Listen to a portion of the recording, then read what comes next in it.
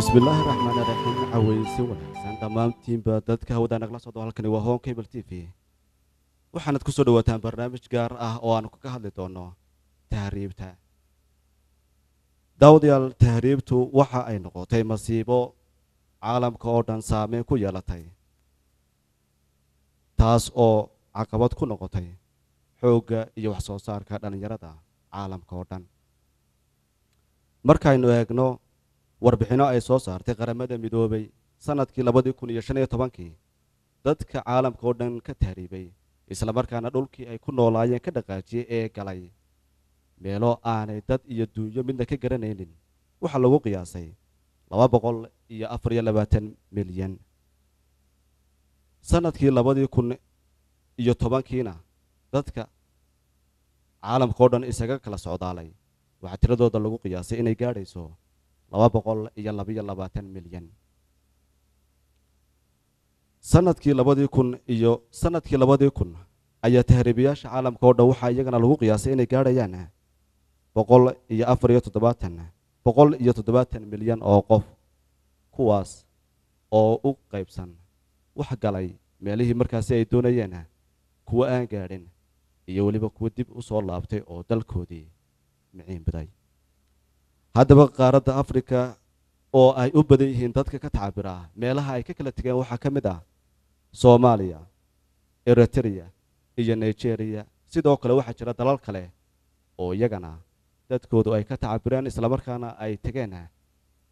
meelo markaasi ay naftooda u badayaan inay ku badbaadayso hase yeeshee ay ka horeyso dhib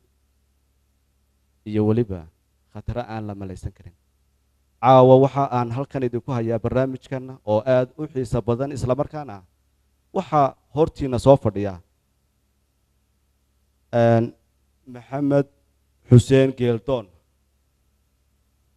oo dhinaca marka aynu saan idhaahno dhinaca bidix fadhiya waxa uu mar isku dayay inuu tahriibo hase yeeshee uma suurtagelin oo dalkiisii ayuu dib ugu soo laabtay haddana waa halkan inaan la fadhiyo waxaanu la wadaagi doonaa bal khatarta ay leedahay in aad dalkaaga ka dhaqaajisa waxa ku xiga Jibriil Muuse Liibaan oo kamid ah ardayda jaamacadaha isla markaana intii uu jirayba aan Soomaaliland dhinacna u dhaafin isla markaana waxaynu ka wareysan doonaa bal sababta iyo waxa saaxiibadiiba dhaqaajiyay dalkiisa intaas oo dhan ku adkeeyay waxa ku xigta oo iyaduna inagala qayb gali doonta barnaamijka Raxma Saciid Xirsi oo ka socota bulshada waxa ay tirisay iyadu gabayo ay kaga hadlayso dhibka tahriibka sidoo kale waxa isna meel dambe oo xagayga dambe fadhiya Nuuruddin Cabdullaahi Khaliif oo isagu Hargeysa ka tagay hase yeeshee ku nool dalka Switzerland maantana inala jooga waxaanu isna inooga warrami doonaa bal jidkii uu maray iyo dalkii uu tagay iyo Soomaaliland oo hadda ku sugan yahay farqiga u dhaxeeya intaasi waa hordhac iyo isbarashadii barnaamijkana waxa idin la socodsiin doonaa anigoo la jeclaan unaaye waxaanan jecelahay bal inaan marka hore yar daawano dulucda barnaamijkeena warbixin yar oo kooban oo ka hadlaysa si aynu u fahanno bal tahriibka iyo dhibkiisa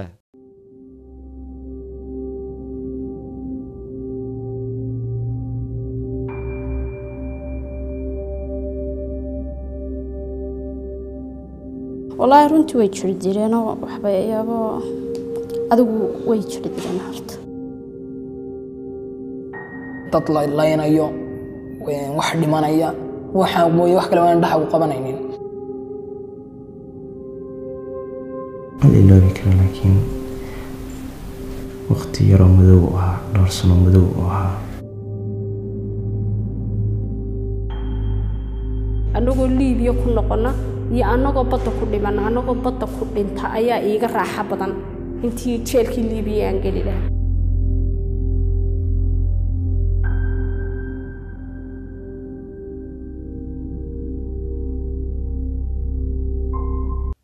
waxa aan jecelahay inaynu iska guda galno barnaamijkeena waxaanu marka hore dee waa dheg oo war kama dharagtee aan u dhiibi doona haddii alla idmo mikrofoonka maxamed xuseen geeldoon oo isagu mar ka soo noqday dalka talyaaniga meel wax yar u jirta dibna ugu soo laabtay hargeysa hadda wuxuu ka soo kicitimay magaalada nairobi caasimadda dalka kenya waxaanu inagala qaybgelaya barnaamijka wuxuu qoray oo aanan iloobin buug ka hadlaya tahriibka iyo dhibkiisa bal maxamed ayaan u dhiibi doonaa oo aan mikrofoonka ku wareejin doonaa si uu guud mar yar oo kooban inooga siiyo hargeysa ilaa laambaduusa duleedkeeda بسم الله الرحمن الرحيم marka hore dhammaan waxaan ku salaamayaa salaanta islaamka assalaamu calaykum waraxmatullaahi wabarakaatu salaan kadib arrintan tahriibta aynu ka hadlaynaa ma aha arrin aan ku soo koobi karo daqiiqadaha yar ee aan haysto laakiin waxaan isku dayaa inaan soo koobo intii aan ka xasuusto marxaladihii dhibka badnaa aan maray runtii waxaan ka mid ahaa dhalinyartii ka qalin jabisay secretary-ga 2006 magaalada Hargeysa markii aan ka qalin jabiyay secretary-ga waxay soo baxday in aan raadiyo waxbarashadii dalka taalay mid ka tayaroon waxaan u kicitimay dalka Ethiopia halkaas oo aan ka doontay baasaboorka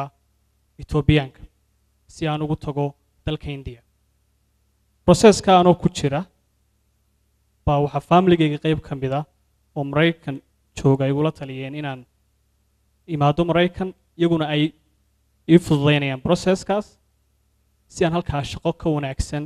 waxbarasho ka wanaagsan taan doonayay iyo shaqo baan uga helo run ahaantii taasi waxay bedeshay fikirkaygii waxbarashada tayada lahayd ee aan ka doonayay Hindiya waxayna igu kaliftay inaan markaa dhoof wahankiisu galo waqti bay u qaadatay inaan dhoofka u joogo Ethiopia waxaan uga gudbay dalka Kenya isagana waqti bay u qaadatay Kenya anoo jooga 2008kii baa waxa dhacay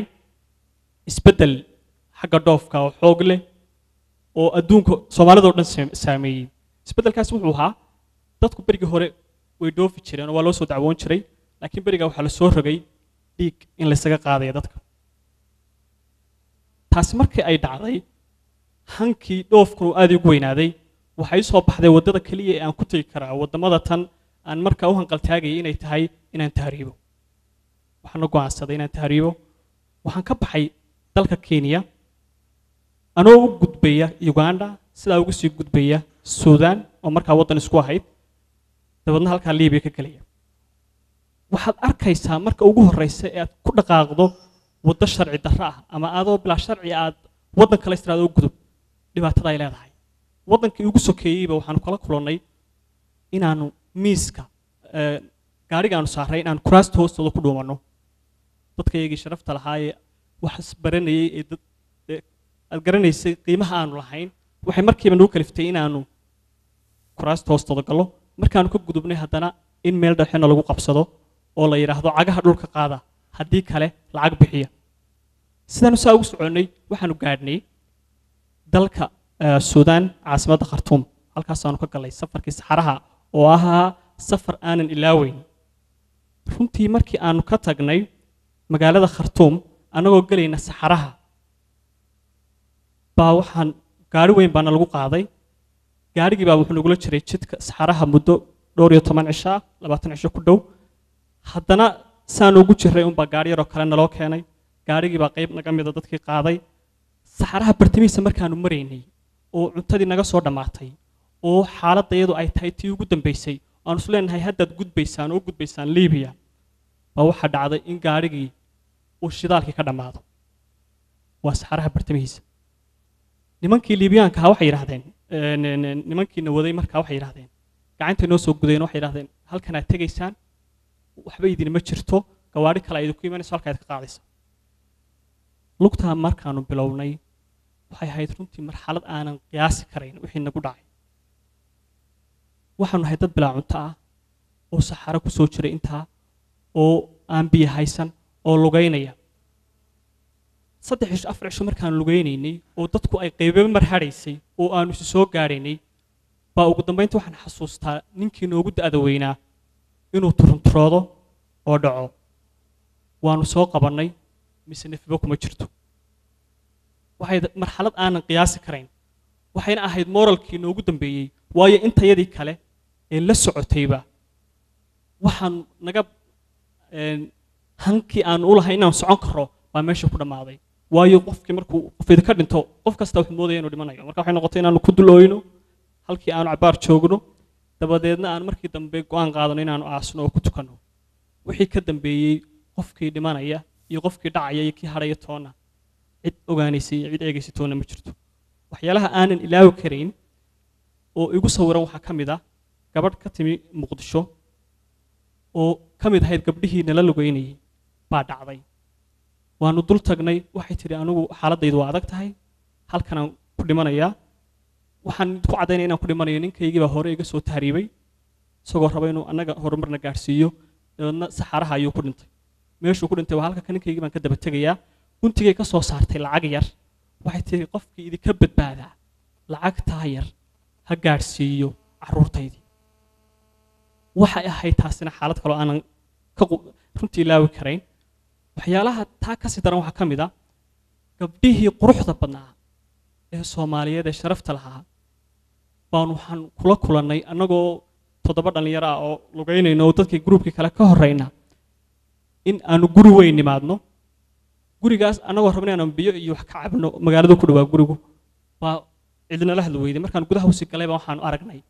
qof dumara waanu la hadalnay markay codkayga maqashay bay tiri ma Soomaali baa tihiin wayba isku ooydayba walaalayaalow gabadhu markaas silsilad bay ku xidhnayd nin liibiyaana oo dadka magafiyaasha ah baa meesha ku xidhay waqtina cunu siin jiray waqtina halkaas ku haysan jiray runtii waxay ahayd wax aanan ilaawi karayn runtii hadalku waxaan u maleynayay waan dheereeyay اشتغل فيه نخدم تحت ناس mukhallasnimada waxaan bilaabay anigoo inan yara waxaan ku dadaalay inaan noqdo magafo weyn waxaa la isiin jiray 250 ilaa 500 oo boon si aan dadka doonta u saaro waxaan isbarannay mukhallasiin kale oo Afrikaan ah taasina waxay ii sahashay inaan noqdo magafo weyn dadka ayaa noo yimaada waxayna siiyaan lacag halkii saxiimad ama doon waxaana la ka siiyaa 11,500 euro motorkay ku soconaysaa waa 6,000 GPS-ka ayaa qiimihiisu yahay 17,000 motor 10,000 dinar waxaa jirta faa'iido 8,750 euro wadarta guud ee kharashkaasi ayaa 23,000 euro waxaa jirta faa'iido 8,750 euro doon kasta sida caadiga waxay leedahay kabtan kaas oo ka soo jeeda Gambia ama Senegal dilaalinta ayaa noo keena dad tiradoodu ay u dhaxayso 90 ilaa 95 qof 90 qof ee doonta la saaray waxa ku jira hal qof oo kabtan ka noqonaya doonta hal qof oo kale waxa uu haynayaa jiheeya ama kambaska waxa loo yaqaano mid kalena waxa uu haynayaa aaladda GPS-ka loo yaqaano sida awgeed toddobaadkii waxaanu diri karnaa 2 ilaa 3 doonyood kabtanku waa inuu ka yimaadaa dal Afrikaan waana inuu hore u ahaadaa qof ka shaqayn jiray kalluumaysiga saddexda qof ee kale ee doonta ka shaqaynaya waxa lacaga lagama qaadayo waxaan u rajeynaa in ilaalada xeebaha Talyaanigu ay badbaadiyaan dadka muhaajiriinta ay haddii ay nasiib leeyihiin doonyuhu ma gaari karaan meel 200 mayl u jirta xeebaha Talyaaniga maxaa yeelay way burburayaan 200 mil problem habaan tegina oo waan kugu soo noqon doonaa waxaan soo dhibayaa gabadha kaliya ee barnaamijka nagala qayb galaysa dumarku waa u xogogaal dhibka iyo taariibka waxayna ka socotaa arrimaha bulshada oo qaybta bulshada ayay ka hadli doontaa waxaan jecelahay bal in aan weydiiyo hal su'aala waxa laga yaabaa inaad xaafad ku nooshahay jaarar badan aad la degan tahay bal waayaha dadka kula jaarka cidda ka taariibtay iyo bal walbahaarka taariibka in yar oo guud mara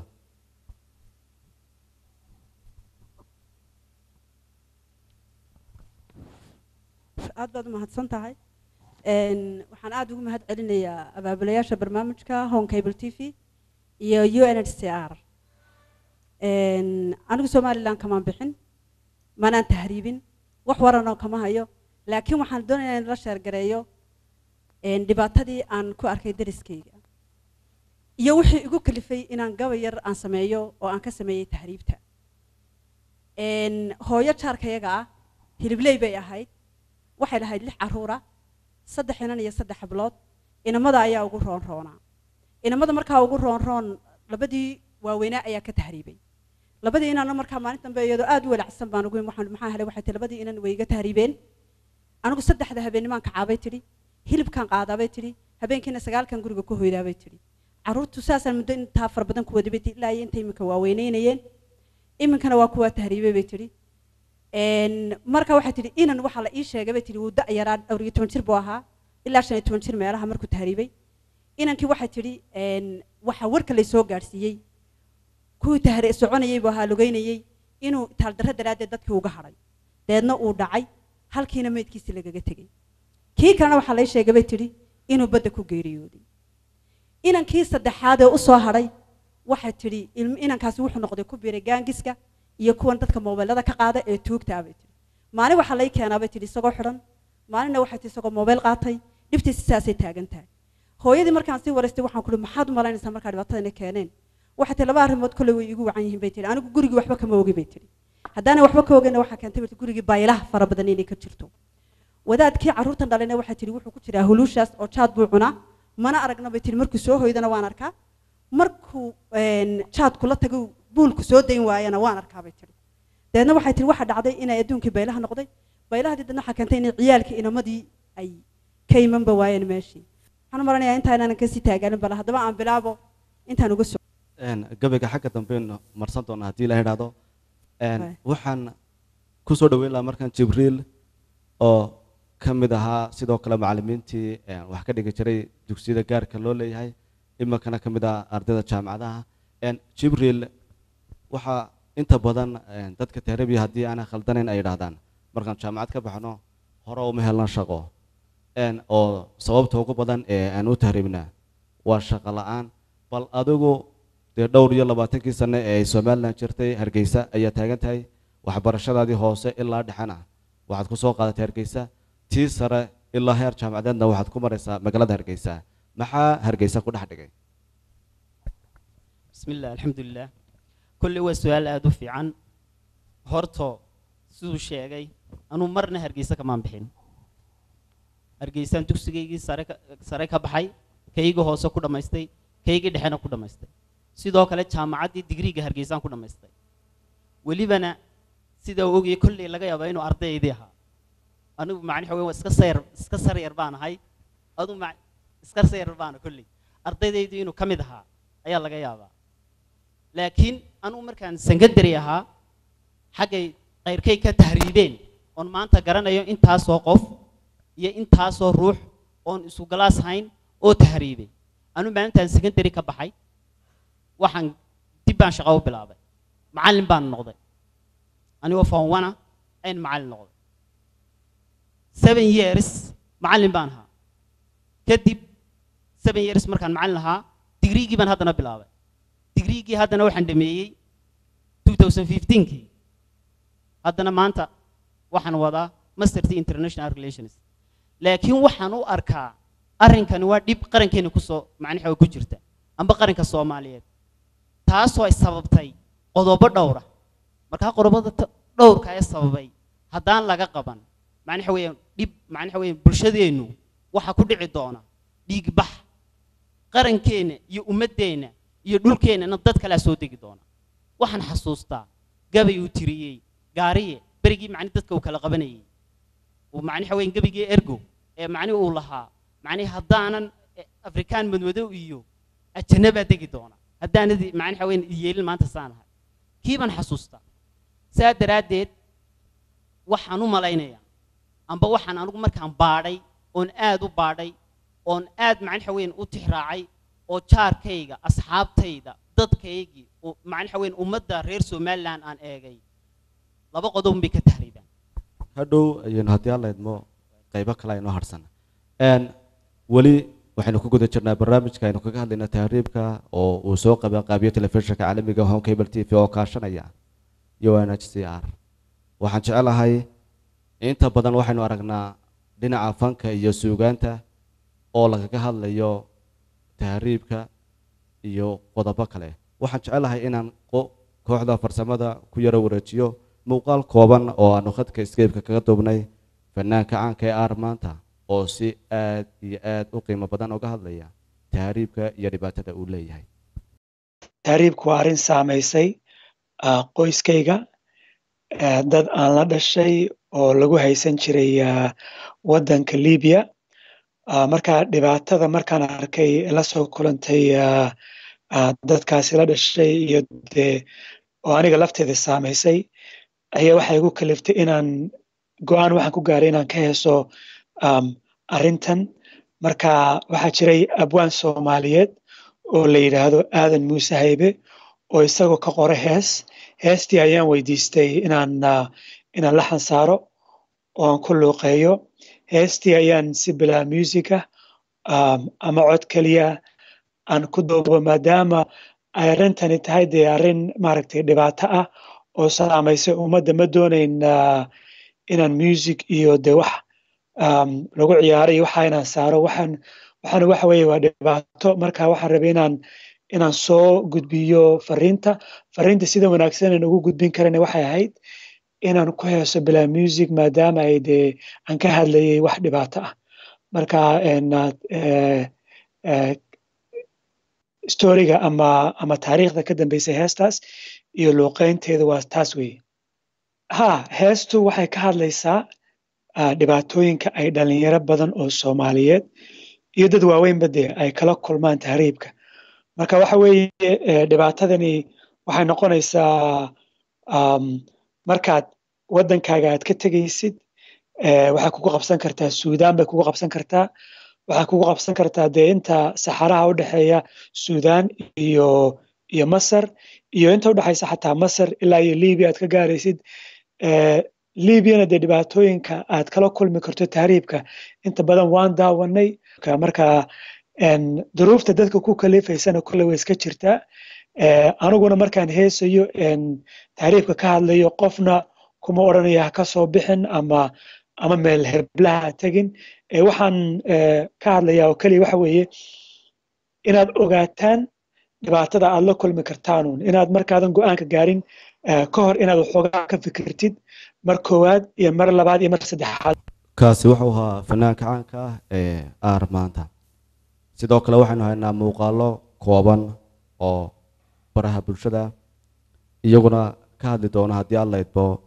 dhibka tahriibka waxaan leeyahay dhalinyarada tahriibta waxa ugu wacan inay tahriibaan wax alliyaalo wax fursado oo dawladdu siisay haba yaraatee ma jirto inaan tuurta lagu sito inaa aba wasiira ayuunbaa maxaan ku idhaahdaa hadday tacliinta leena la siiyaa haddii ay shaqo tahayna la siiyaa carruurtii indhahu ku madoobaadeen tacliinta waa waxa badda isku shubay waxa aqlada fadhiya in adeerkay baa ku dhintay oo waliba intii aan gawaadhidan iyo xaaladaha la helin ayuu ku dhintay nin aad u qaali ah qoys aan taabanin ma jirto waxa weeyaan dhalinyaradu dalka ha aaminaan ilaahayna ha tala saartaan xaaladana arkaysaana way isbedelaysaa qof kasta dhalinyaro intaad fikirto adigu isweydii waxa meesha yaala halkana waxa yaala cid kale waxa weydiin oo ku soo baxayaan ka soo hadashay Suudaan iyo Liibiya meel u dhaxaysa gaari baa la qalmay iyo tiro booyada ka tabaran $8,300 soo diray laba nin ay walaalahaayna laba baawar ku shaqaysan jiray iminka waxa la bilaabay labadii baawar la xaraasho waxa la hadii lacagta $8,300 soo diri waayo kaliyaha ayaanu kala baxaynaa isbeer barbaan ayaanu ka dhiganayna marka waa mushkilad qoys ahaan la taabatay soo khatar oo taabatay aafooyinkuna waxay qaabadka maanta dunida guudkeeda ka socda dadka tahriibay ee dhibtooday aniga ka ahaan ehelkayga iyo qaraabadayda inay dad badan ahaayeen laakiin dhibta naga soo gaadhay aad bay noo damaqday jiib iyo joogba way noo deeday xataa xogaha kharashaadkayga aan iska masaarifaysan lahayn aad bay nooga kala dhantaasho dhib badan bay naga taabatay kuwii naga tegay xogaha xabaan idii soo tuurtuuraynaana iminka qaarkood baaban xogaa dib u masaarifayno isla quraacdiya balkayr baabixiya nin walba waxa loo lahaa wareedhe xeeladaanad ku xoogsan karin ma garanaysaa u hanqal taagine waddankaaga baa joogtaa waddankaaga ku dhex liibaan runtii waxaan ahay dadka aad uga soo horjeeda tahriibta aadna ay u taabatay iminkana ka baqaya oo ka baqaya maalin inay faamiligu qaar ka mid ay tahriibaan inkastoo ilaahay ka magangelaya ma garanaysa marka nin walba dhulkaaga aamin yurubna ilaahay baa iskale hargeysana ilaahay baa iskale qofka tahriibaya waxaan aaminsanahay inuu yahay horta iimaankiisu inuu daciif ku jiro waana xaqiiqiyan weeyaan intaas oo aan garanayo aan saaxiibnahay oo ama aan jaamacadda wada dhigan jirnay ama aanu guri wada deganaan jirnayba xataa qaybtooda ay ku dhimatay ma doorteen khatar aan arko dee naftayda mas-uul baan ka ahay waana la weydiinaya marka qaatil nafsi baan noqonaya haddii aan naftayda maaragtay biimayo halka weli aad barnaamijkaasi kala socotaa waa Home Cable TV oo kaashanaya hay-adda qaramada midoobay ee UNHCR waxaanu barnaamijka ku hadlayaa dhibka tahriibka mar kale aan ku soo noqdo martidayda caawa iyadoo Nuuraddiin haddii alla idmo goor dambe uu ka soo qayb gali doono waxaan se ku wareejinayaa Mr. Geldon oo Liibiya taagnaa iyo dhibkii uu ugu tegay magaalada Tripoli oo qiyaastii ay tahriibayaashu inta ugu badan beegsadaan run ahaantii maaha waxaan waxdee aan soo koobi karo horan waan idinku sheegay waa marxalad xaalad kasta oo ka baxdo dhib badan aad uga gudbayso xaaladtii ka sii daran waxaynu ogeyn dhibaatadii aan saxaraha kala kulannay markii aanu ka gudubnay oo aanu gudubnay magaalooyinkii waxaanu la kulannay niman raba inay sida xoolaha noo kala iibiyaan dadkaygii bini aadanka ah run ahaantii waxyaalaha aanan ilaaweyn waxaa ka mid ah marka aanu magafayaashu ay gacanta nagu dhigeen oo ay nagu xukumeen inaan lacag bixinno qayra macquula lacagtii annagoo isu diirnaxayna maadaama aanu dhib badan soo wada marray inaanu diidno inay yidhaahdaan waxaad u malaynaysaan inaad dhulkiinii joogtaan in yar naga warsuga dabadeedna in ay noo soo qaataan budhadh iyo hub oo ay nagu garaacaan dabadeedna aanu u damqani weyno oo aanu weli diidno ay markii dambe haddana yidhaahdaan waxba maydaan arag dabadeedna ay yidhaahdaan annagu idinkoo kale waxaanu tusaale ku siinaa kuwii idinka soo horreeyey oo lacagta bixin kari waayey dabadeedna ay soo qabtaan inan yar oo Soomaaliya oo dadkii hore ee lacagta bixin kari waayey ah dabadeedna annagana hub iyo baashish ay nolol dul istaagaan inankii yaraana miis halkana intay saaraan ay masaabiir soo qaadaan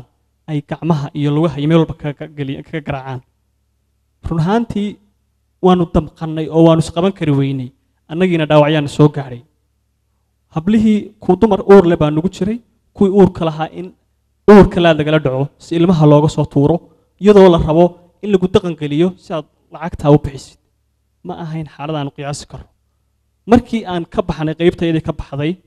qayb iyagoo korontooyin loo isticmaalaya ama ay la siinaya noogu dambaysay qaybtayadii ka badbaaday ee ka baxday markaanu ka baxnay annagoo isle waxba idiima hadhin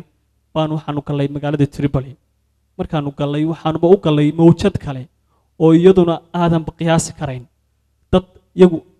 ku diirnacaya kalarkaagaa diidan run ahaantii kuwa dhaqmaya sida xayawaanka sigaar hadday doonaan kugu baktiinaya kugu buufinaya waxyaalahan qashin lagu buufiyo aynu baranbarooyinka iskaga buufino si ay kuu tusaan nacaybka ay kuu hayaan iyo inaadan waddankaaga joogin waxaa ka sii daran taha markaanu badda gallay oo baddii annagoo isla baddii baad maanta gasheen oo waad socoteen oo waxaad tagteen dhulkaad u socoteen dabadeedna oo doon sugaynaa in gaadhigiina lagu soo qaaday bac yar laga soo dejiyo dabadeedna hortayada mashiin yar lagu qabto oo lagu buufiyo ayba doon noqoto wax yaroo aan 20 qof loogu talagelin in lagu saaro 70 qof inaanu sidii badda ku gallo in mawjad kastoo naga hor timaada ay naceliso oo naga awood badato ugu dambeyntii in ay mashiinkii yaraa uu badda galo ila awood baa uma leh ku kaxayn baash ku kaxayse ku dhaqaajiye dabadeedna in aanu iska sabayno in minute kasta ama second kasta oo doontu ay hoos socotoba aanu sunnaahno way idin dhamaatay oo hinta baroorta iyo markii dambe inaanu quusanayba waxaan xasuustaa inaan dhalinyaro ah oo naga mid ahaa oo dadkii dhibaato badan soo jeelasha ku soo maray Liibiya inuu markii dambe xaaladda intuu dul qaadan kari waayo uu sawirto inuu joogo Laamaduusa dabadeedna badda anagu ku dhex jira uu yiraahdo hay dhaafinina dabaqyada dhaadheer oo badda isku tuuro xaaladaas aanu gaadhnay run ahaantii xaalad kasta oo halka kuma soo koobi karo waqtiguna uu yar yahay marka intaasan qodobka kaga baxaya waxaan marka ku wareejin lahaa Jibriil oo bal qodobada uu soo qortay ee uu jecel yahay in isla leeyahay taariibka waa lagu hakin karaa bal inuu midya laba inooga gaadhsiiyo iyadoo waqtiguna bismillah horta saad hore u soo sheegtay anigu aniga daaraha dhaadheer ee Yurubna imuu duubsan social media imuu maan raacin canjeerada iyo bariiska ayma dalkayga ku cuniyay intaas oo dhan alxamdulillah waana ku noolaaday waana ku nabad qabaa waana ku guursaday waana ka shaqaystaa weli laakiin waxaan uga digayaa dhalinyarada ila midka ah ee badda u hanqal taagaya inay dhulkooda hoos u eegaan markii aan saaw eegay een muddo badan wax ka qorayay een macni research badan sameeyay waxaan ogaaday inay laba qodob dhalinteena haystaan qodobka koobaad inuu yahay arrin dhaqaale amba arrinka la yiraahdo grading iyo qodob kale oo ah in macni arrinkaas uu yahay cunfi amba casabiyad amba gaaladu waxay tiraahdaa grievance labada qodob haddaba labada qodob aynu kala qaadno tusaale ahaan arrinka dhaqaale aynu marka hore macni kow aynu soo qaadno dhalinteena waxa haysata kow jiha la'aan ma jiro macni waxa weeyaan jihad tusaysa amba tilmaamaysa amba loo qoondeeyey amba action balana oo la leeyahay sanadka soo socda intaas oo dhalinyaro ah la shaqaaleynaya intaas oo dhalinyaro ah wax la baraya intaas oo dhalinyaro ah warshada la geynaya intaas oo dhalinyaro ah la tababaraya macni waxa weeyaan haba yaraatee sanadkiiba 100 dhalinyaro ah haddii xirfad la baro oo lagu daro action balanka dawladda amba meelaha kale hay'adaha wax badan ay qabanayaan amba shaqo abuur loo sameeyo lambar 2 kalabaad waxa weeye shaqo la'aan total macni waxa weeyaan wax shaqo ah 70% dhalinyaradeennu way shaqo la'ayiin social media waa dhibta ugu badan ee dhalinyarada haysata waayo inankii raashida too tahriibay oo meel qurux isku sawran ayuu arkaya taafraad waxa weeyaan faqri bay ka yaacayaan tashanaad waxa weeyaan bilaa wacyi gelin waa in wacyi gelin badan la sameeyaa qodobkaas waa qodobka dhaqaalaha qodobka kale macni aan maanta halkan ka jeedinaya oo doonaya in dhalinyarada lagu tabro waxa weeyaan qodobka la yiraahdo cunfi casabiyad amba waxa gaaladu ay tiraahdo grievance qodobkaas macni waxa weeyaan soo koobo tusaale ahaan cadaalad darro dhalinyaradu cadaalad darro ay tirsanayaan dhalinyaradu waxay tirsanayaan dhalinyaradu waxay tirsanayaan qabyaalad dhalinyaradu waxay tirsanayaan macni waxa weeyaan intaas way keentaa waliba waxa ka sii daran cadaalad darrada waxaad arkaysaa inaan soo dadaalay oo waxbarashada soo qaado ilaa secondary ilaa jaamacad la soo geeyay oo macni waxa weeyaan kii aan soo dadaalin aan jaamacad tagin aan meel tagin loo dhaafinayo waa dhibta macni haysata waa arrin xun oo masiibo ah eexdu saasay u badan tahay markan waxaan u dhibayaa raxma oo inoo haysa maanso ay ka tirisay tahriibka iyo dhibka uu leeyahay waayaad baad mahadsantihiin horta xoog ma gabayo laakiin tiise markaan arkay gabadhaas aan dib idin xasuusiyo haddii aa ka yara baxdeen orbitka islaantaas waa islaanta hilbileyga ahayd 3 habeenimo kacaysay marka dambena 9 ay gurigeeda ku hoyan jirtay iyadoo oo markay fiidkii hilibka iibiso haddana soo jirtay malaha halkan meel ka suuq roon ayaa gabarka kugu dhacay miiskaaga meel kala dhigo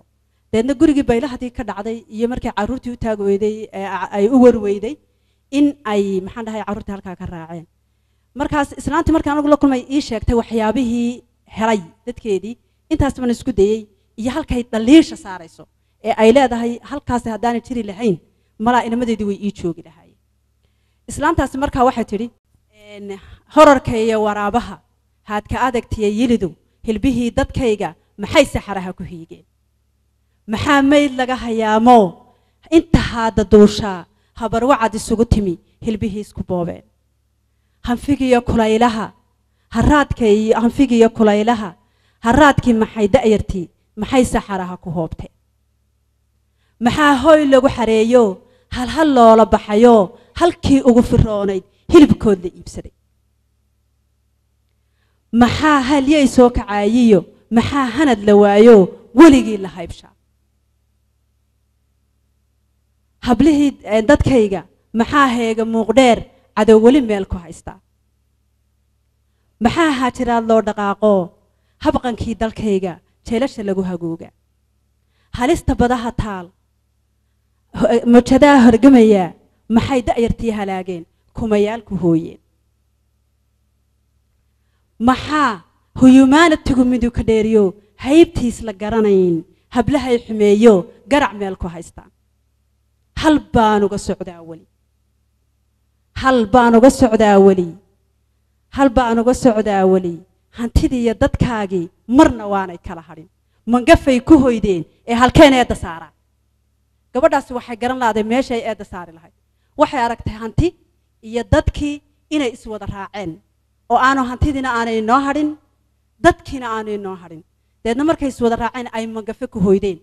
haddana maskaxdeedu waxay la yaaban tahay talow halkeed eedda saartaa waa islaanta hooyada cadceedday joogtaa waxaasoo dhan way sheegi doontaa kolley gabageenu ka dhex arki doonaa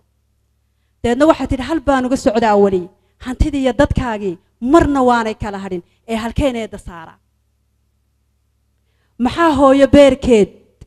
habeenuun dhaqaaqo maxaa hooyo beerkeed habeenuun la waayo halkii ay ku huridiyo hantidii xaraashto hanaab maanta markii odaygii saa yeelay waxay tidhi hooyo iyo carruurteed midna laguma hadlayn karo hooyo iyo carruurteed midna maba haleelo hadalkoodii wuu dhigay hami kale ha weydiin ninkaa waxaa la weydiiya waa intaas deedna maxay leedahay islaantii maxaa calaacalii tarayaaba markaa leedahay hal muxuu qaban hablo iyo inamaba sawtan baa ilaah laga helay facebook hawada soo galay hilaac beena tuure haadaan ka raariday haadaan ka raariday haadaan ka raariday haadaan ka raariday hilaac beena tuure haadaan ka raariday sawir soo hagoodilay geeri sawir soo hadoodilay ay geeri iyo intuba ay hor yaalaan sawir buu macnaatiyana soo tusay marka waxaa leedahay haadaan ka raariday hilaac beena tuuro haadaan ka raariday sawir soo hadoodilay hadardaamo iyo mawd intuba ay hor yaalaan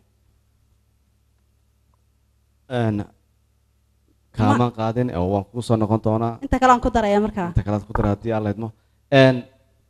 waxayna la joogaa ka qaybgalayaal laftoodu wax badan uga soo jooga tahriibka oo caawa barnaamijka nagala qaybgalaya marka waxa aan mikrofoonka goor siin doonaa haddii aan la idmo qofkii jecel inuu ka sheekeeyo qiso ama jecel inuu su-aal weydiiyo martideenna oo haddii ay noqoto jibriil oo dhinaca jaamacadda abwaan raxma oo markii hore dee inoo gabatay haddana dee maansada qiimaha badan laynoo tirisay iyo maxamed oo isagu laambaduuso duleedkeeda ka soo laabtay islamarkaana qisooyin fara badan inala wadaagay marka waxaan mikrofoonka u dhiibi doonaa ciddii markaasi jecel in ay su-aal weydiiso ama dee wuxuun inooga sheekayn kartaa islamarkaana dee dadku waa wada waayo arag dadkaan markaa ku wareejin doonaa haddii la waxaan dhagaysanayay inankaasi sheekadii uu ka sheekeynayey markaa su-aal aniga isoo jiidatay bay ahayd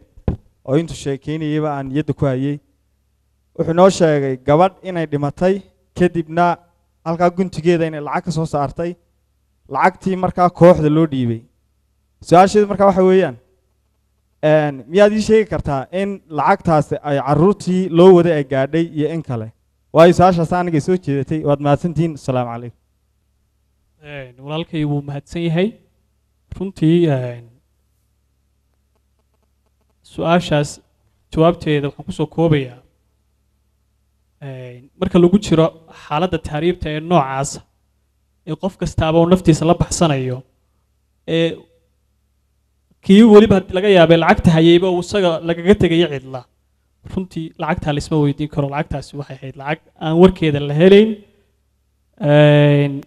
waxaaba laga yaabaa inankii laftarkiisu inuuna ka mid ahaa kuwii dhintay kii lacagta siday ee ay isku deegaanka ahaayeen marka intaasaan kusoo koobaya anigaa su-aal raacin laha maxamed mar dhaweyda oo aynu sheekaysanay waxaad ii sheegtay inaad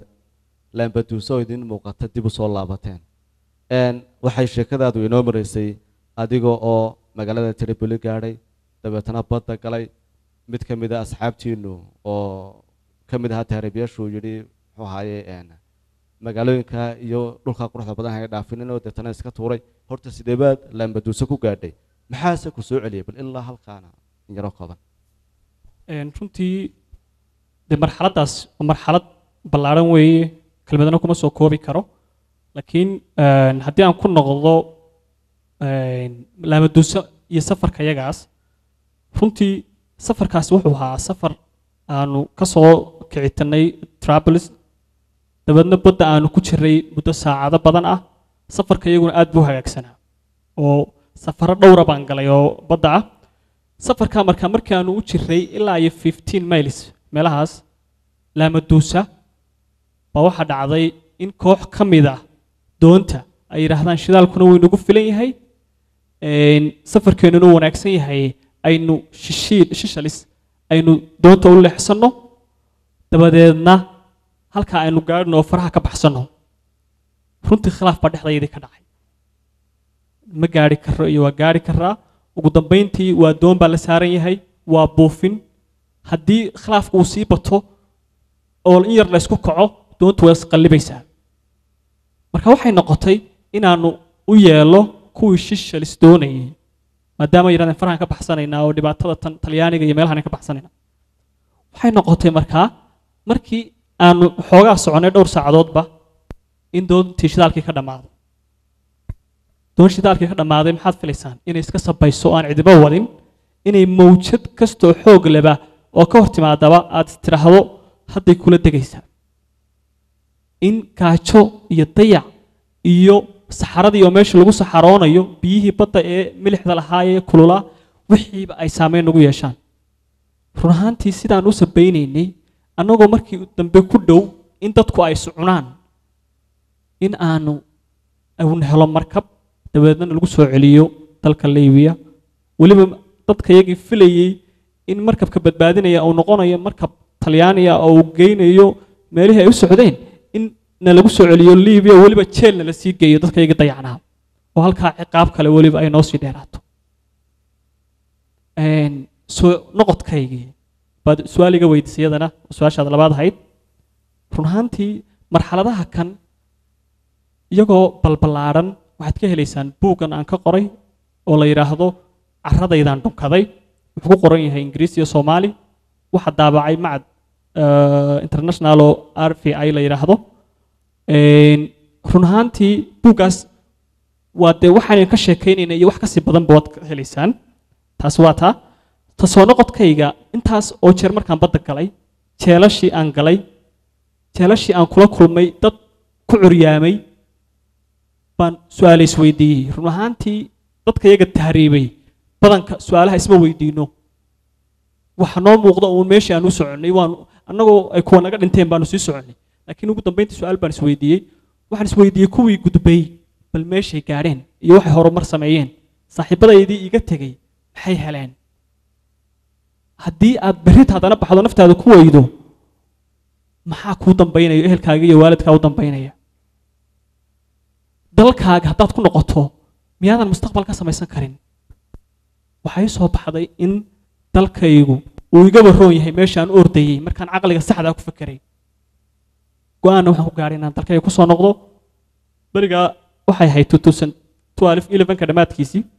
waxaan ka soo degnay airportka Berbera beenidii sheeg maayay ciidan ku dhigay oo dhunkaday waqtigii Berbera ay furay bahay waan halkan magaca uga bixiyay buugga kan carradaydaan dhunkaday waana runtii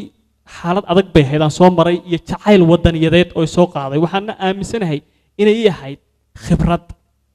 iyo inaan la wadaagi karo dhalinyartayda haddaba aan soo gabagabeeyay markaan dalka ku soo noqday waxaan arkay dhalinyartii oo dhibaatadii aan anigu soo maray ee aan ku dhiman gaaray ee saaxiibadii ku waayay oo u wada hanqaltaagaya waqtiga aan soo noqday 2012kii ilaa waqtiga kan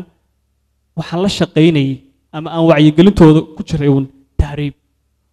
waxaan rabaa insha Allah noloshayda inaan anigoo tahriib joojinteeda ku mashquulsan inaan nafta ay waqtigu geeridu igu timaado waxaan rabaa inaan ku darsado hadalkayga ku soo gonaado anigu waxaan ka yimi Nairobi waxa iga keeneen oo hawsha soo qaban qaabiyay waxay tahay hay'adda UNHCR iyo home cable oo la shaqaynayay waxay taasi ina tusinaysaa in dad badan oo inaga midi ay dadaal badan ugu jiraan sidii tahriibta loo yareyn lahaa hay'adaha caalamiga ay ugu jiraan inteena tan maanta isu nimi wixii aanu idinla wadaagnay haddii aad carruurteenna la wadaagtaan oo guryaha la wadaagtaan oo dadka aad u sheegtaan oo aad ka wacyigelisaan waxa laga yaabaa in wax badan iska bedelaan intaasoo kusoo gabagabaynay waan kugu soo noqon doonaa waxaan jecelahay markan in aan mikrofoonka u dhiibo hooyeyna la joogta oo tahriibta lafteedu ay qoyskooda taabatay cibaado maxamed axmed baa la yidhaa waxaan ahay hooyo waan horta on cable tv dadweynaha jooga waan idin salaamayaa salaanta islaamka waxaan ka hadlayaa hooyo dhibaataysan baan ahay oo iska danyara maxaan ku dhahday caanaleya caruur yaryar haysata aabbahood 7 sano ka hor weynay intaanu kala tagnay meel maray baanu weynay ina yar baa iga tahriibtay imika 7 bilood bay igaga jirtaa magafe waxaan cid iyo ciirsi toona ma lahi waxaan ku dhahday waxba ma haysto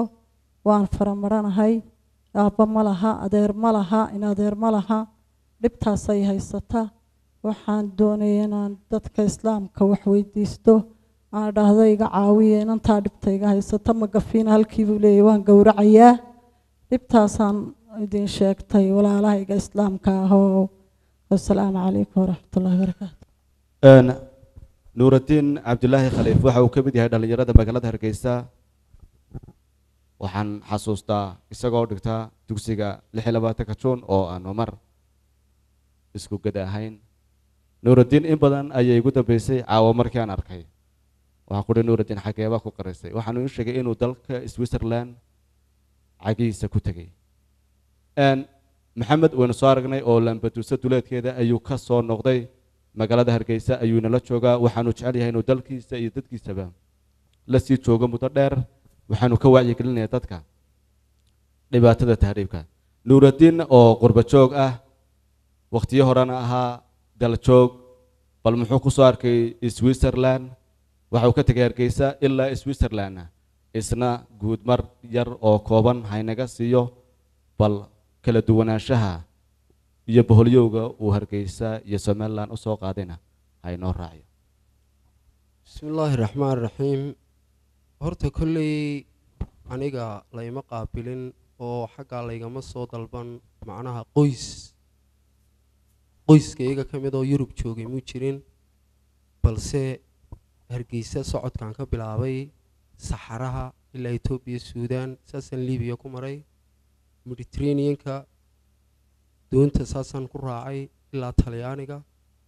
kabacdi saasaan ugu gudbay Switzerland oo aan faraha dhigtay layguna qaabilay kolley waxa weeyaan safar tahriib haddii laga warramayo waxa weeyaan wax naxariis iyo raaxaysi la yidhaa ma jiraan meesha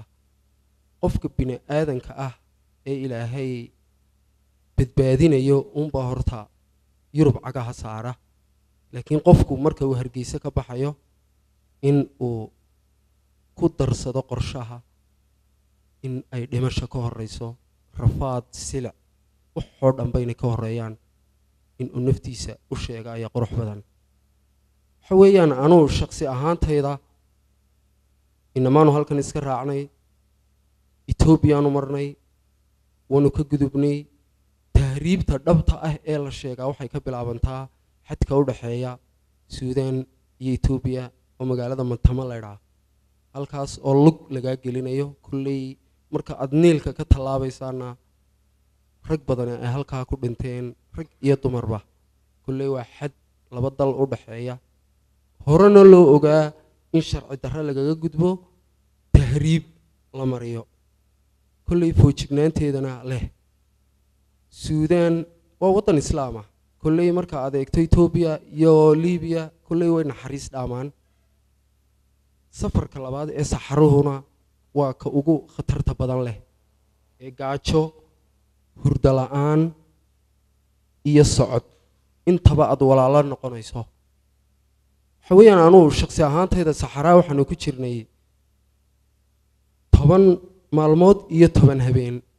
oo intaa aanu Liibiyaanka la joognay inkastoo kala badhka hore ay Suudaantu nawaday markii dambe ay Liibiyaanku nala wareegeen oo iska daa xataa baabuurka yar ee aanu saaranahay ee hard topka ah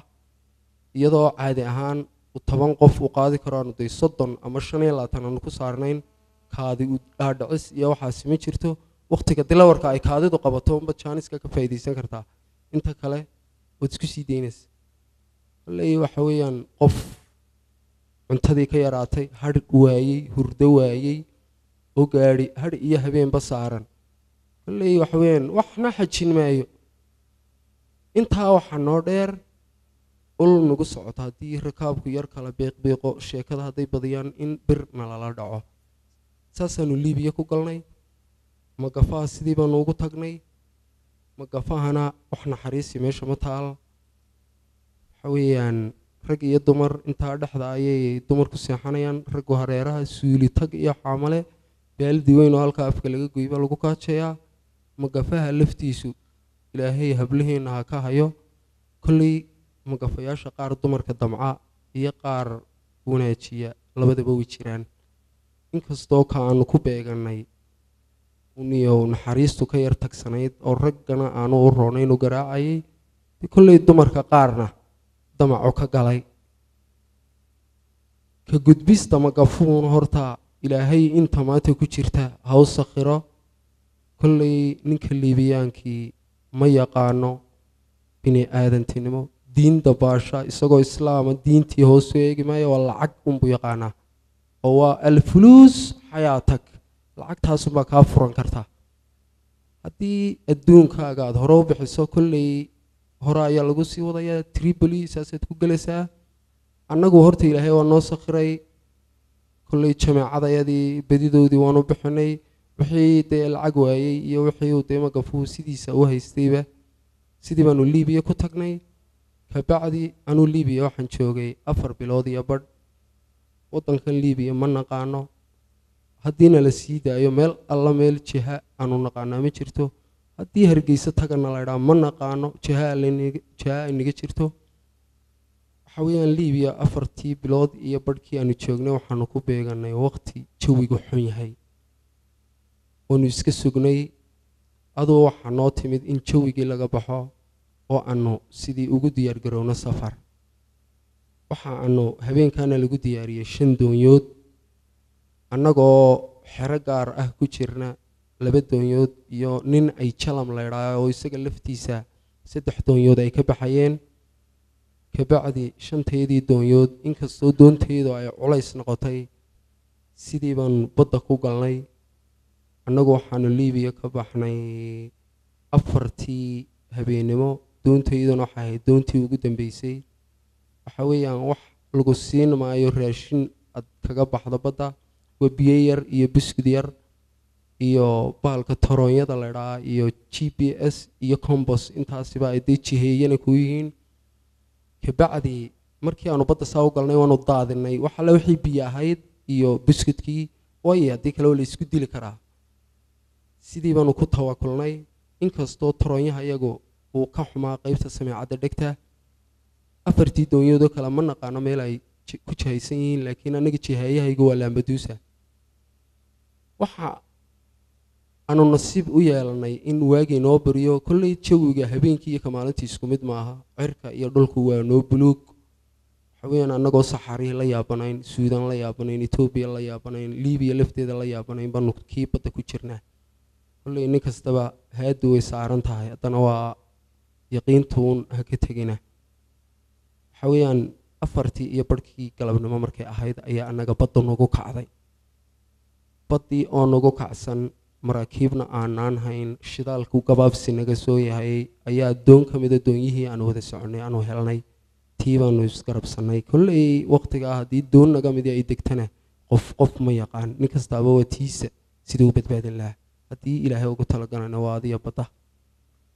waxaana soo dulmartay diyaaraddii baanu go-a u tuurnay una dhaaftay waxoogaa yar ka bacdi ayaa markab noo yimid markabkii ayaanu markiiba iswacyigelinay hakicina fadhiista kolley waxa weeyaan dadka bedidoodu dumar uurna nala saarnaa oo sakaraada intii oo dhan maanaan cunin wax wanu tasbiixsanayna waxa weeyaan markabkii ayaa 2 laash noo soo diray uu nagu dul wareegay 2 helikabtar baa noo yimid helikabtaradii baa qashaafada nagu shiday laashashkii baa noqday waxay soo qaadeen jaakeetadii badda kuwiiba naloo soo tuuray dabadeeta wixii caruur iyo dumar ahaa baanu saarnay kolley aniga qudhayduna markiiba waan raacay markabkaanu sidii ku kornay 2 habeen ayuuna markabku noola sii socday kabacdi waxaanu ka xidhanay magaalo Salerno la yidhaahdo xagga xadka Austria sidii ayaanu ku badbaadnay 5 doomiyoodba markabkii baa qaaday ilaahay wax dhib ah namu tusin kabacdi sidii baa haddana nala sii qeybiyay Roma nala geeyay dib baa nala soo celiyay magaalo yar oo la yidhaahdo Alexandria ayaa aniga iyo 7 kale nala keenay kabacdi adoonu ka baxsanay si aan Talyaaniga farano looga dhigin sidii baan ku tagnay Salerno anna waan ka sii gudbay kolley waxaan tagay magaalada Milan la yidhaahdo halkaasoon islahaa inama aanu asxaabnahay aan ugu tagay inay guryo degayn aan moodayay kolley hurdadii ugu horreysay ee aan Yurub seexdaana kaniisad bay noqotay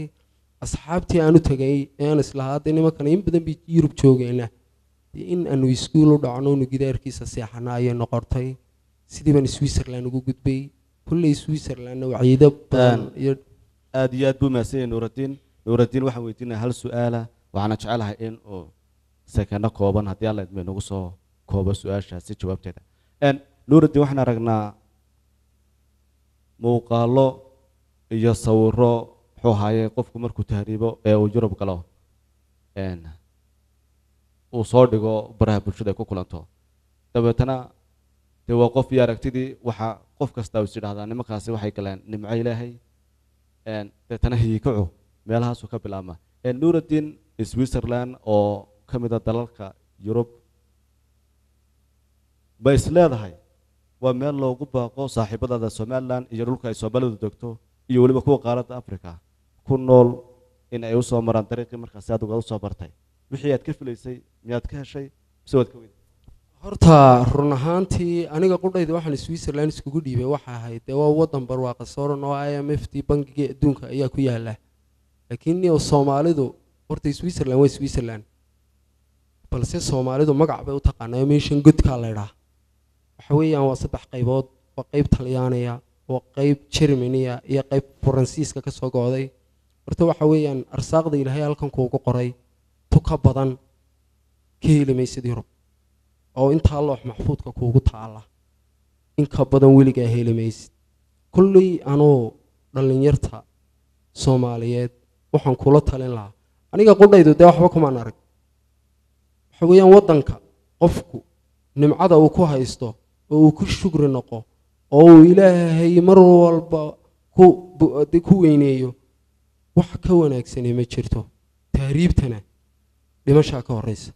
waxaynu ku dhownahay gabagabadii barnaamijkuna waa mid aynu kaga hadlaynay tahriibka oo uu soo qabanqaabiyay telefishinka caalamiga Home Cable TV oo gacan laxaad la kelaya UNHCR waxaynu maraynaa gunti iyo gabagabadii waxaan jecelahay inaan laba daqiiqo ama hal daqiiqo siiyo martida dadku waa taabirayaan qof iyo aragtidiina waa lagu dhaqaaqayaa qof soo arkay iyo qof aan uba dhaqaaqsanayna waynu isugu jirnaa waxaan jecelahay bal inaan Maxamed ku bilaabo oo aan idhaahdo Maxamedow maxaa dadka ka dambeeya ee jecel inay qaaradda Yurub higsadaan dariiqay doonaan haw maraane maxaad kula talinay bismillaahir rahmaanir rahiim run ahaantii talada dee Ilaahay baa haya qofkii Ilaahay waaninayo unbaa waan toobaya inkastoo dad badan oo aan xog hayn ay jiraan oo taariibtaan xog hayn marka koobaad intaadan taariibin horta ogow xaqiiqada dhabta ah ee ka sokaysa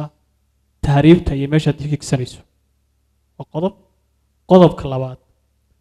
markaad taariibto dhibaatada ay waalidkaa marayaan iyo dhibaatada aad adigu marayso iyo dhibaatada dalka aad ka tagtay booska aad ugu jirtay markaad banayso sida uu noqonayo intaaba inaad isweydiisaana waa muhiim talada ugu weyn aan isleeyahay aan la wadaagayo walaalahay waxa weeye waadna aragtaan annaga oo waxaanu gaadhnay laamaduusa iyo meelihii loo tahriibayay waa annaga halkaa maanta ka fadhina dalkayay ku qanacsan waad aragtaa walaalkan Switzerland buu gaadhay waxba inaanay ool buu sheego xaqiiqadii ah hooyada maanta inala joogta dhibaatadeeda waad aragtaan iyo waxay marayso bal hooyada ku qudra qaato hooyadaas dhibaatada ay marayso qofna lama jeclo hooyadii inay marto waxaan ku soo koobayaa indhaha dhalinyartu ha kala furto xaqiiqada tahriibtana ha la ogaado tahriibi dow inooma aha dalkeenna wax waliba yaallaan aynu ku qanacno aamino markaynu aamino dalkeenna markaasaa waddo kasta oo aynu wax ku helayna inoo furmaysaa aad buu mahadsan yahay maxamed geeldoon oo isagu ka qoray tahriibta buug isla markaana wax badan inooga soo sheekay waxaan ku wareejinayaa jibriil oo isna aan leeyahay daqiiqadihii ugu dambeeyey waxaynu haysanaa 1 minute markaa bal waayahay bismillah horto magafe kelmadda magafe ayaa macni soo noqnoqotay magafe maahe innagii baa doonanayna dadkeennii baa halku joogay ugu tegaya oo wax ka doonanaya waxyaabaha dhibta maanta dhalinyarada iyo bulshadeena ku qasbaya inay dibadda u baxaan ay tahriibaan waxa ugu muhiimsan waa qurbar joogta laftigooda kuwii xagga ay nagaga yimid waa kuwii tahriibay shalay toole ee xagga ay nagaga yimid ayaa haddana saddex qodob ayay macni inagu hayaan qodob waa ka koowaade macni waxa weeye waa diasporadu amba qurba joogu had iyo jeer inamadii hablaheennii fiicnaa amba inamadeenii fiicnaa ee macni dalka joogay ee macni waxa weeyaan doonayay inay guursadaan ayay macni waxa weeyaan ka hor qaataan iyagoo halkaa ka soo shaqaystay amba baasaboor amba ku aadama baantay habluhuna waa saasi leh talabaad waxa weeye dowladdu dhiirigelin xoogay ka helaan for example ninka inta badan shaqada dowladda hadday agaasimo noqoto hadday wasiir noqoto hadday boos sare noqoto intaba dowladdu waxay u dhiibtaa qurba jooga qodobka saddexaad waxa weeye luuqadihii reer galbeedka ayay dowladdu buunbuunisaa dan macni waxa weeyaan qofku markuu dibadda ka yimaado ingiriiska amba maraykanka dan shaqooyinkii fiicnaa ee macni waxa weeyaan dalka macni waxa weeyaan lagaga shaqayn lahaa dhalinteennan qoljoogta ay kaga shaqayn lahaayeen yagaa qaata qodobka afraad waxa weeye waa in macni waxa weeyaan intaasoo dhibaato ay qurba joogii nagu hayaan ku soo dhawow marka taladaadu marka anu waxaan ku talin lahaa in dhulka la aamino ta koobaad in dhulka la aamino ta labaad in action plan amba qorshe hawleed qaran oo dalkan lagu horumarin lahaa oo dhibaatada lagaga saari lahaa oo dhalinyarada camar loogu samayn lahaa oo la maaweelin lahaa oo intaasoo wax la samayn lahaa oo cadaalad lagu samayn lahaa waa in la helaa haddaynu taa helno oo aynu macni diinteenna aamino oo aynu iska dayno nimankaasi muslim ma aha innaguna muslim bayna ma innagaa khaldan mise iyagaa khaldan innagoo muslina markaynu been sheegayno markaynu corruption samaynayno markaynu dalkeenni nacayno ma innagaa khaldan mise iyagaa khaldan hadda dib ugu noqda aynu muslimnimadu waxay tahay iyo daacadnimadu waxay tahay iyo nolosha fiican waxay tahay aynu macnaha weeyaan garanno oo dalkeena aynu aamino aad baad u mahadsantahay jibriil waxaan iyadana u dhiibi lahaa raxma oo aan leeyahay maxaad ku talin lahayd guntii iyo gunaanadkii aad baad u mahadsan tahay anigu waxaan ku talin lahaa oon odhan lahaa oon sheegayaa inay waxaani masiibo tahay aafa ay nagu dhacday aafadaasina meelo badan bay naga haysataa ubixii dalkeenna ayaa baxay kuwii hogaamiyaashii berita noqon lahaa ayaa baxay hablaheennii quruxda badnaa ee wanaagsanaa ee sharafta lahaa ee guryahoodii ku jiray ee hooyooyinkoodu shaqaynayeen ayaa tahriib haybsaday taana waxyaabo fara badan baanu soo aragnay waxaan odhan lahaa markaa ku talin lahaa uun waa dhibaato weeyaan inta gabadh iminkasto inankaasi maxamed inala sheergaraynayey inta silsilad lagu xidhay maalin oo dhan inta la yidhahdo guriga ka soo shaqeey habeenkiina la isticmaalayo aad bay wallaahi u dhibaato badan tahay waana murugo aad u weyn marka waxa weeyaan maadaama aynu saa nahay sidii uun aan meel uga soo wada jeesan lahayn ee aynu uun maxaan dhahay isu garabsan lahay ama dowlad ha ahaato ama ragga laftigooda ha ahaato ama dumarka laftigooda ha ahaato sidayna bulshadeena wacyigelin lahayd falowgeed ha la qabto assalaamu calaykum waraxmatullah wax kale ugu noqon maayo waxaan aad uga helay barnaamijkan aynu caawa isugu nimi runtii waxaan aaminsanahay haddii sidan loo wado inuu noqonayo wax badan bedeli karayo barnaamijka kan ay iska kaashanayaan hay-adda UNHCR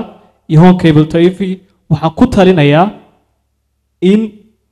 si walba ha ahaatee barnaamijka kan uu noqdo barnaamij socda waayo caawa wax weyn baa inoo kordhay waxaa laga yaabaa haddii sidan loo sii wado in dalka darafka daraf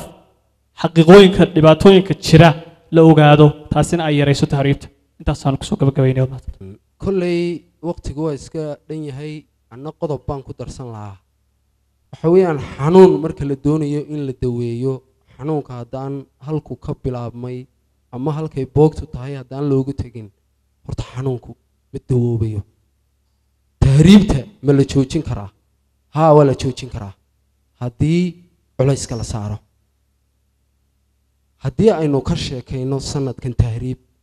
sanadka dambe halkii un ay taagnaataa horta wax macnaa ay samaynaysaa ma jirto waa inan dhimata iyo inan dhinta iyo ku kaloo dhimasho diyaar u ah waxa weeyaan haddii aan laga daba tegin oo aan waxani waa xanuune aan dawadiisa la doonin dee waynu ka sheekaynun ilaa sanadada dambe soo socda waxaynu noqonaysaa un qiila waqaala wassalaamu calaykum aad iyo aad buu mahadsan yihiin dhammaanba ka soo qaybgalayaasha barnaamijkan intaasi waxaynu kusoo koobi doonaa barnaamijkii gaarkaynu kaga hadlaynay tahriibka iyo dhibka uu leeyahay waxaa soo qaban qabiya telefishinka caalamiga Home Cable TV oo kaashanaya hay-adda UNHCR intaynu barnaamijkaasi meel lamida ku kulmi doono waa najxadan unaye Edwin Nereri Daus kamaramaanada kala ah Mukhtaar Mursalxiin Xamse Cumar madaxa barnaamijyada Maxamed Axmed Furaase cabdishakuur dayib oo madaxa wararka isla markaana qayb ku lahaa barnaamijkan xasan kalay iyo sagal beel daq dhamaantii waxaan isku dhaafinaa sidaas iyo nabadgelyo assalaamu calaykum waraxmatullaahi wabarakaatu uleelo hilinka qaade kuwa hanti loo aftuubay kuwa hoganaya jeelka miyaydan wararkaynin miyaan isagu